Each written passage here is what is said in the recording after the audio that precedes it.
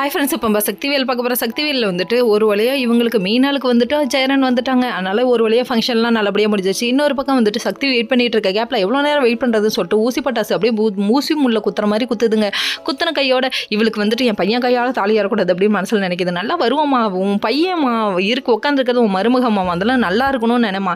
உன் மருமக பாதிக்கப்பட்டால் உன் பையனும் பாதிக்கப்படுவான்னு ஏன் நீ நினைக்கவே மாட்டேங்கிற? நாட்டில் முக்கால்வாசி இந்த நினைப்பில் தான் இருக்காங்க. இவங்களை திருத்த நம்மளால முடியாதுராப்பா சாமி அப்படிங்கிற மாதிரி இருக்குது. அதுக்கப்புறம் பேசிக்கிட்டே இருக்க கேப்பில் சரி தாலி பிரிச்சு கொடுங்க, தாலி எங்கன்னு தேட கடைசியில் இதோ வந்துட்டேன் அப்படின்னு வந்து நிற்கிறாரு. யாருன்னு பார்க்குறீங்களா? நம்ம வேலனுங்க.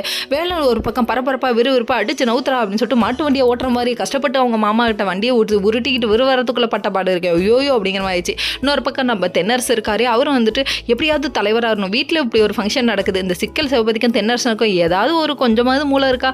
ஃபங்க்ஷனை விட்டுட்டு அடுதடி அரசியல் அப்படி இப்படின்னு சுற்றுறீங்களேப்பா, என்னப்பா நியாயம் அப்படிங்கிற மாதிரி இருக்குது. சரி பரவாயில்ல விடுங்க, இவங்கெல்லாம் திருத்த நம்மளால முடியாது அப்படிங்கிற மாதிரி ஆயிடுச்சு. அதுக்கப்புறம் நம்ம வேலை வந்துட்டேன்னு சொல்ல அப்படியே பேரானந்தப்படுறாங்க நம்ம சக்தி. ஒவ்வொரு பொண்ணும் தான் புருஷன் கையால் தாலி மாற்றிக்கணும் தாங்க நினைப்பாங்க. இதுதாங்க கரெக்ட் அப்படிங்கிற மாதிரி இருக்குது. கடைசியில் ஒரு வழியாக எப்படியோ நல்ல நேரம் போகிறதுக்குள்ளே இவங்க வந்தாச்சு, தாலியை மாற்றியாச்சு. எல்லாரும் ஒரு ஆசீர்வாதத்தை டும் போட்டாங்க. நம்மளும் ஒரு ஆசீர்வாதத்தை போடுவோம் டும் அப்படின்னு சொல்லியாச்சு. எல்லாரும் 16 பெற்று பெருவாழ்க வாழ்கன்னு ஒரு வாழ்த்தை போட்டியாச்சு. வாழ்க பல்லாண்டு வளர்க பல்லாண்டு காலம் முழுக்க சேர்ந்து வாழுங்க அப்படின்னு சொல்லிட்டு ஒரு ஆசீர்வாதத்தையும் போட்டாங்க.